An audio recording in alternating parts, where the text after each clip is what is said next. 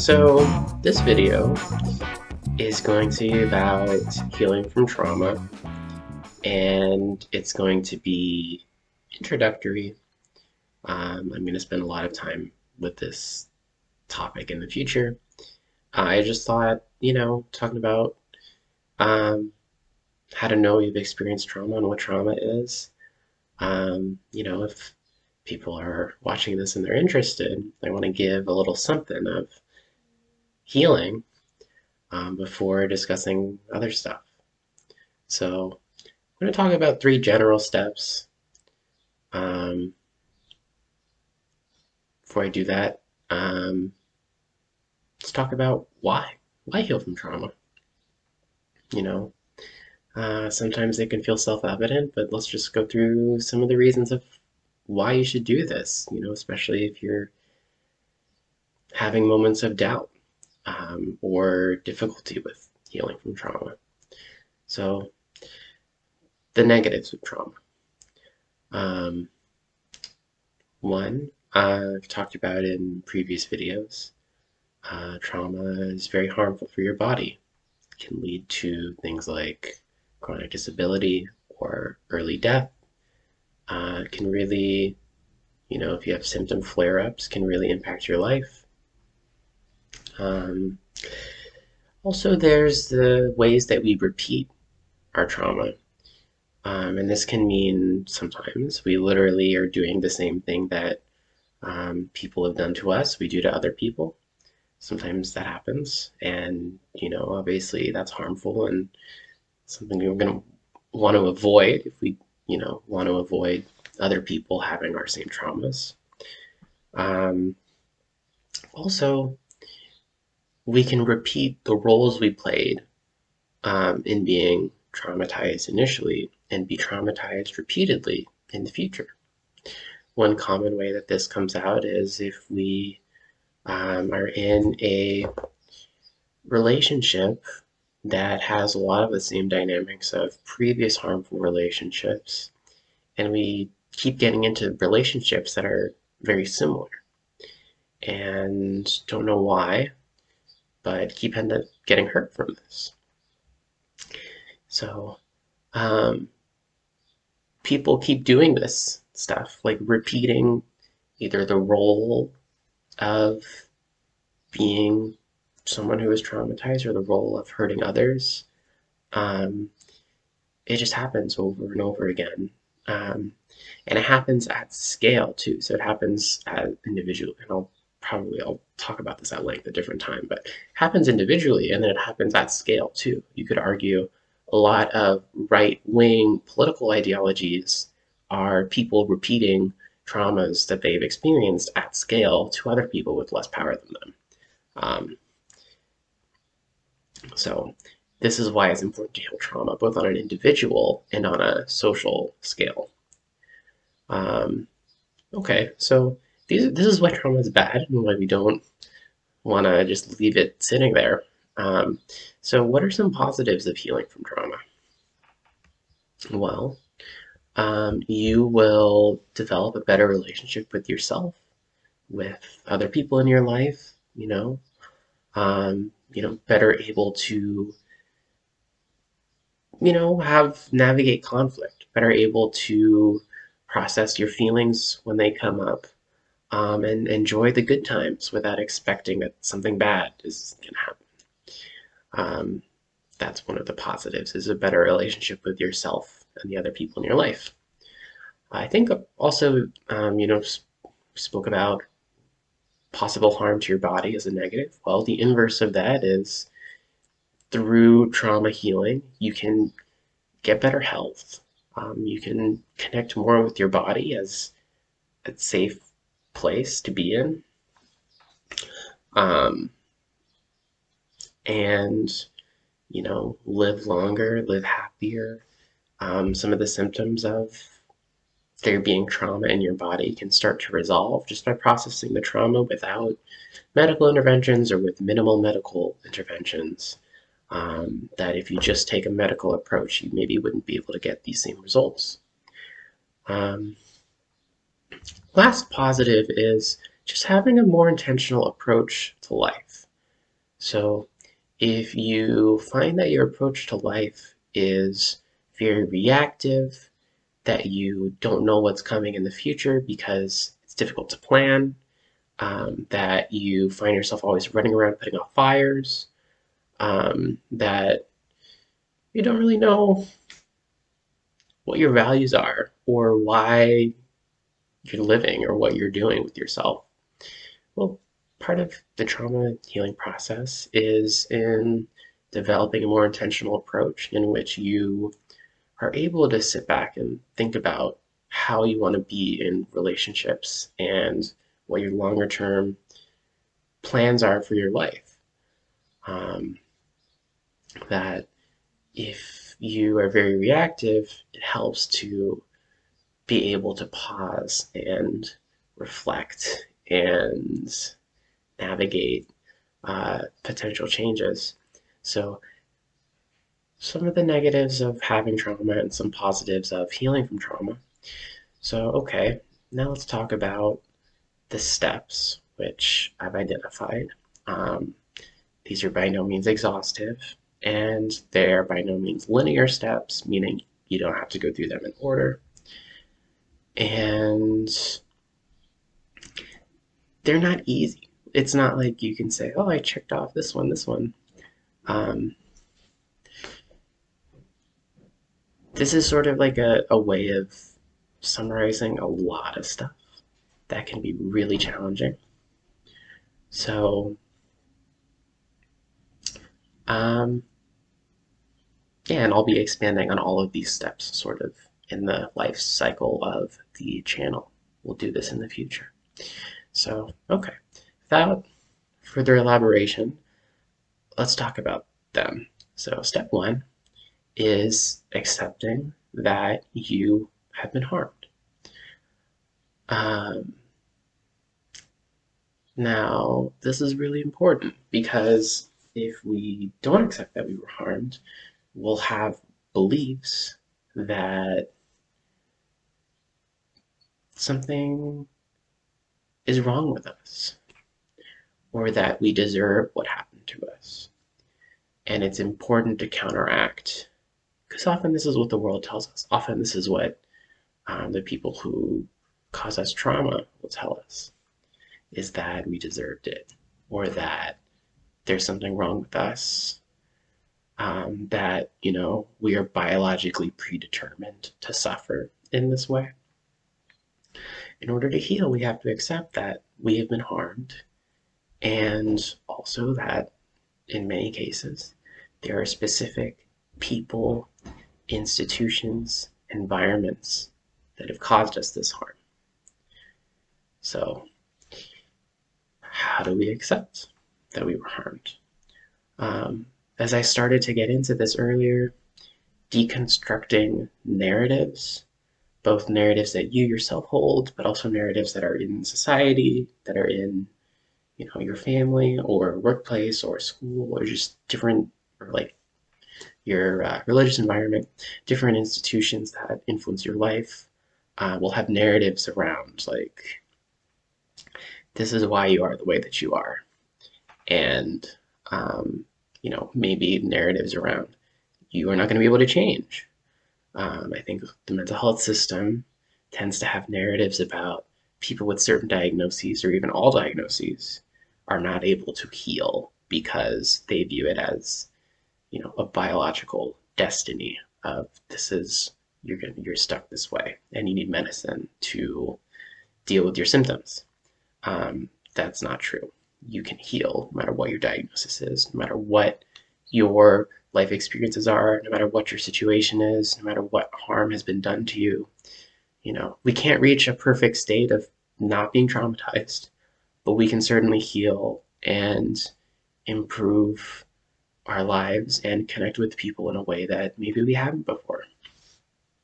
So, a big part of that is deconstructing what we've been told and constructing new beliefs about ourselves that are empowering.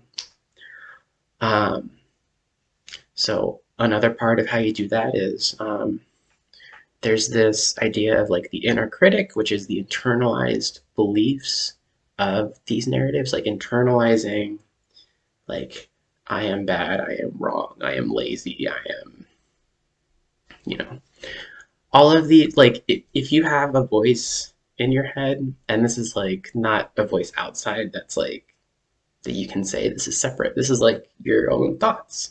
If you have thoughts around like, I am unworthy of love, or like, this person's going to leave me, or I'm terrible, I don't deserve whatever. Um, this is the inner critic. That's one way of conceptualizing it. And it is the internalized voice of people who have hurt you, and systems and institutions who have hurt you. And, we can't make it go away overnight, but it's important to shrink its power, shrink your reactivity towards it, to say, like, what you're telling me is not true. And I know where this is coming from. I know who's told this to me and who made me believe this, because it benefited them for me to think this. So shrinking the power is a part of accepting that you were harmed, shrinking the power of the inner critic. Also, there's like the corollary of the outer critic, which is lashing out at others. I think it can be important to work on the inner and the outer critic sort of simultaneously, as it comes from the same belief system and like internalized stuff. Next, within accepting you were harmed, is removing harmful people from your life, or having boundaries with harmful people in your life, depending on if it makes sense to remove them or not. Even just having boundaries, period. Um, so actually, I don't love the word boundaries, because it implies like borders and like a harsh line. But sometimes, in particular with harmful people, you do need like a very strict line. And things to be more fluid when people are like safer. Um, but yeah, accepting you were harmed, and that, recognizing that there are people and situations in your life that are reenacting that same harm, as you start to become aware of the patterns of harm and how you're reenacting them in the present, of separating yourself from those situations and those people. And it won't happen all at once, and it won't happen right away. But, in particular, if it's like, oh, I didn't realize that this dynamic with this person who I love very much is hurting me in the same way that this other stuff has hurt me. And maybe we're trying to heal together, but we're also hurting each other a lot. It can be helpful to just spend some time apart and sort of recognize those patterns that you're both engaged in. If people are going to be a healthy, important part of your life in the future, it would be okay to take a break while you're processing stuff. I would say if people are saying, we can't do that, there's an issue of maybe they want control, and there's a worry about what might happen if you do start to heal and start to feel more empowered. So yeah, I would say, like, do start to take those steps, and make sure it's safe to take those steps, because I remember hearing something about like the most like dangerous time for leaving an abusive relationship, or the most dangerous time for being in an abusive relationship, is when you're leaving. So do what you can and have support around doing what you can. So yeah, and this is step one. So and I realize like it's not perfectly like defined within the step system. That's okay. Step two is going to be connecting with your nervous system and your body. And again, these steps don't have to be all in order, or like they can mingle together. Um, but so, why is it important to connect with your nervous system? Here's the thing. If you are finding that your body is a place of feeling safe, feeling um, like comfortable, just like being comfortable in your own sense of self and being alone. Um, that's really powerful. I think that's like sort of like where we're hoping to move towards.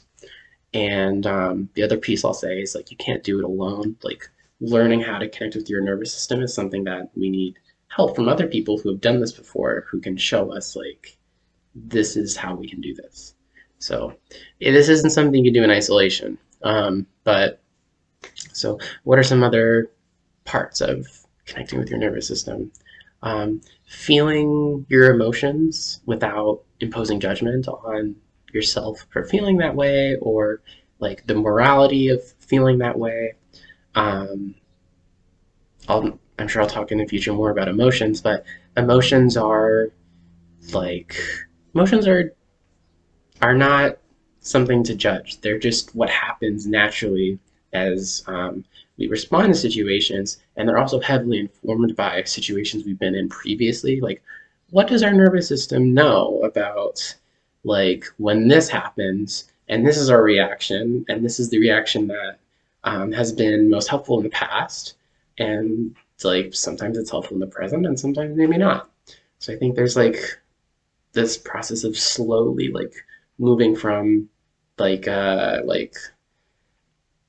sort of being in like survival mode or like emergency mode for your nervous system of moving towards a place of like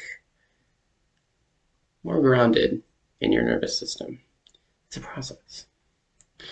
And yeah, so feeling your emotions without judging them, being able to soothe and to like calm down when big emotions do come up.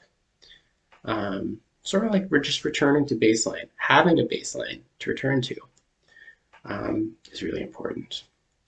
And another piece of like how you get there is having routines, um, routines that are connective, that are integrative with your sense of self, with your body, with your relationships and community, so that your nervous system knows what to expect and is grounded in those expectations.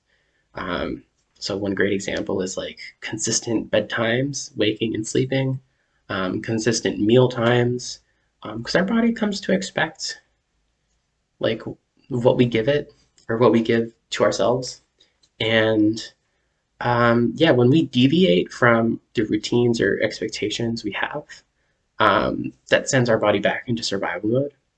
And if we don't have any consistency or if we don't have any routine, we're setting ourselves up to always be in survival mode because our body needs consistency.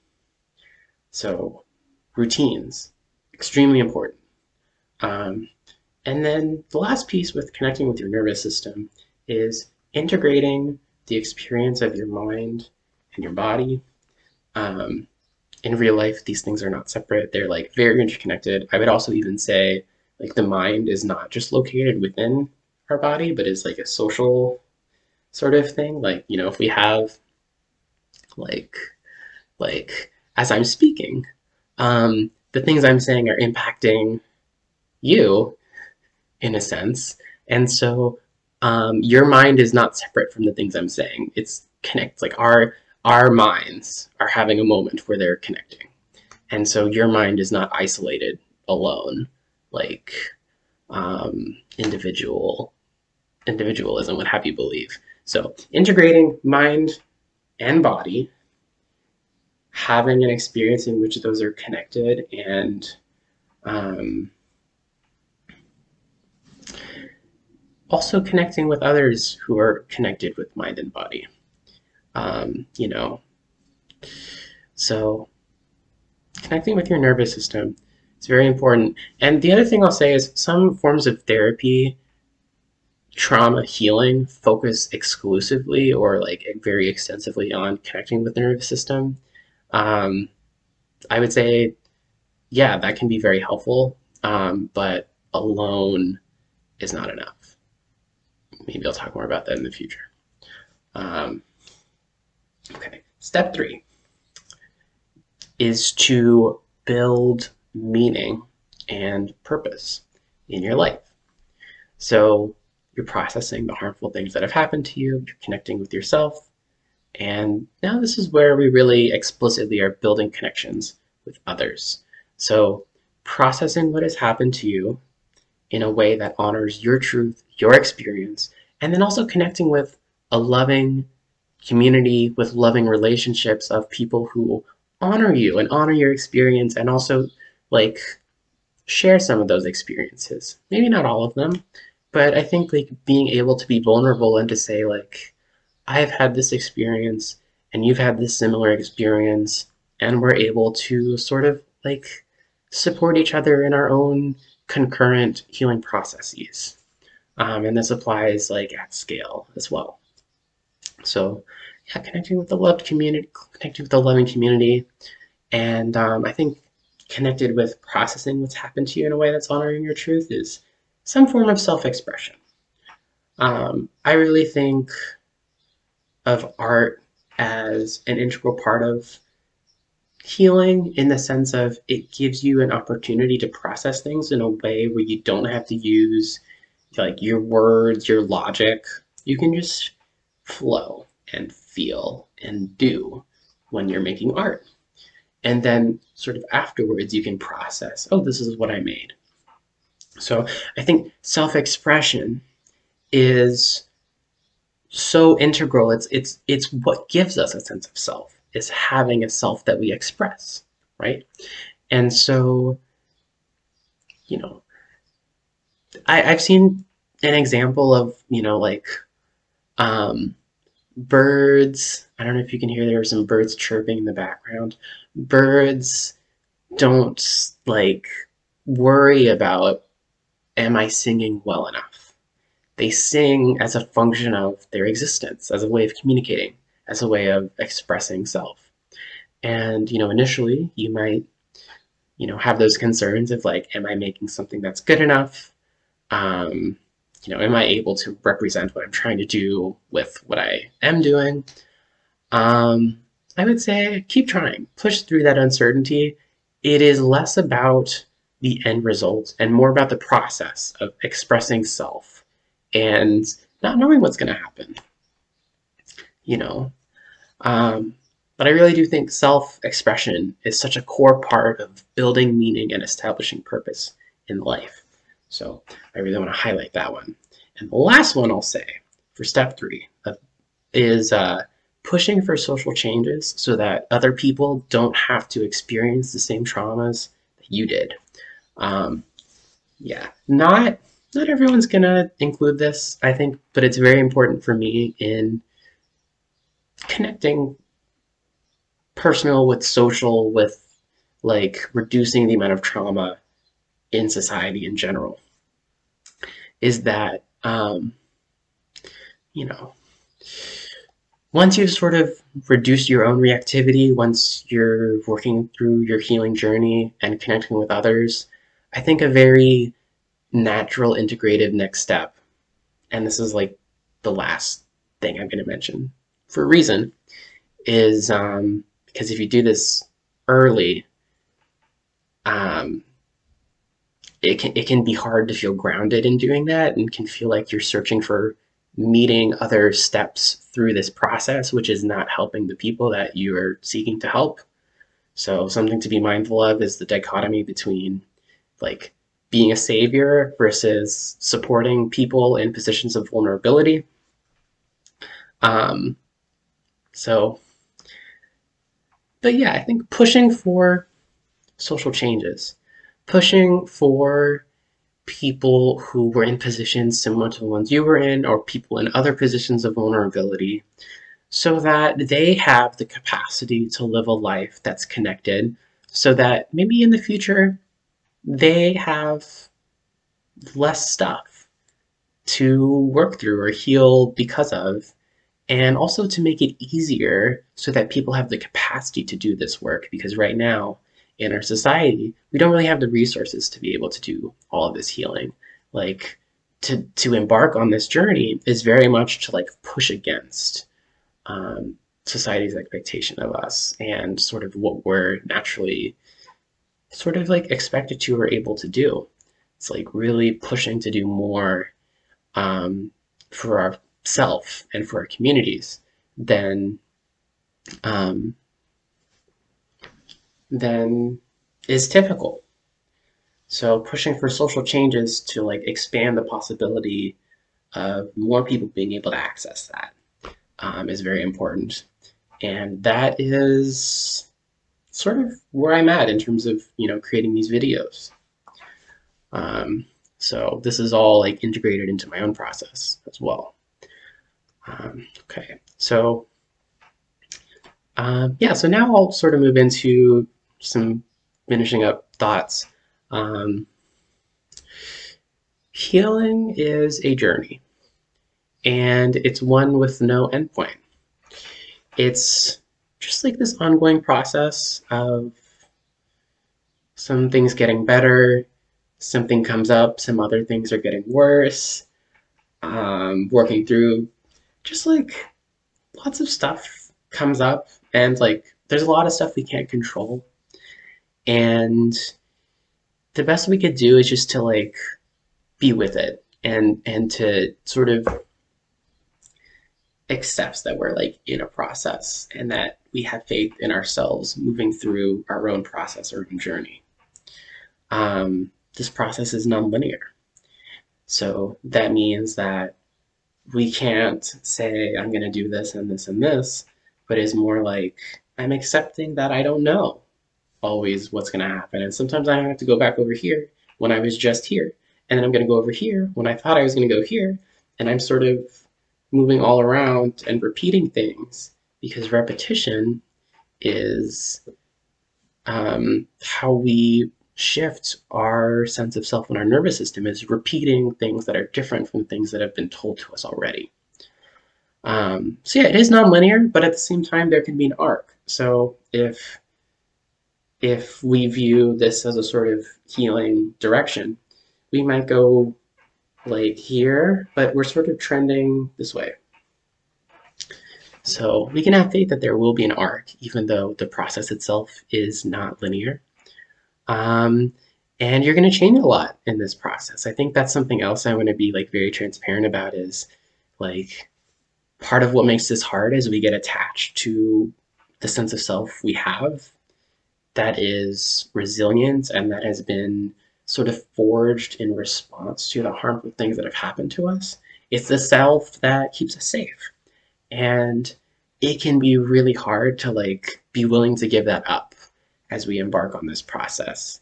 But I want to assure you that the sense of self that you're building as you move through these steps, as you move through this process, is a self that you'll really like and that you'll be able to really connect with people.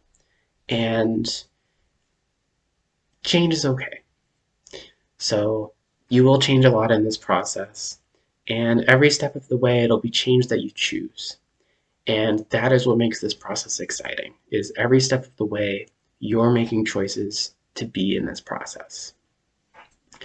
Last thing I'll say is you can't do this alone, and you need connection, both to connect with your nervous system and to connect with your story and the stories of other people, and to also push for social changes so other people don't have to experience the things that you've experienced. Yeah, people are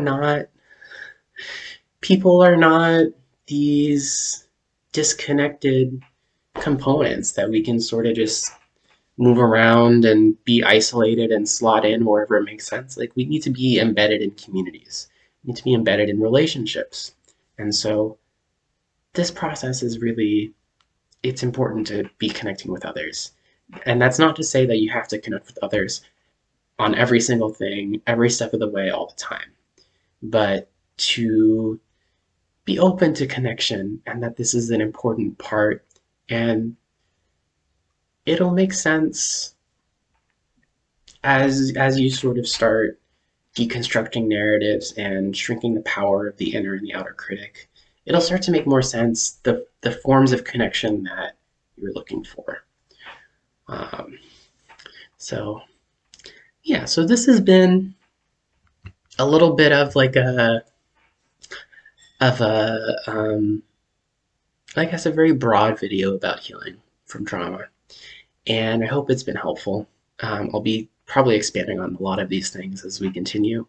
I don't know when, because I still have some more stuff, more concepts I want to introduce for the first time. But yeah, if you like this video, if you want to see more, in particular, if there's anything you want me to expand on in future videos, leave a comment, let me know. Follow me on YouTube, like this video, and also I have a Patreon link in the description of this video. And to support me to make more videos, I would very much appreciate that. Thanks for your time.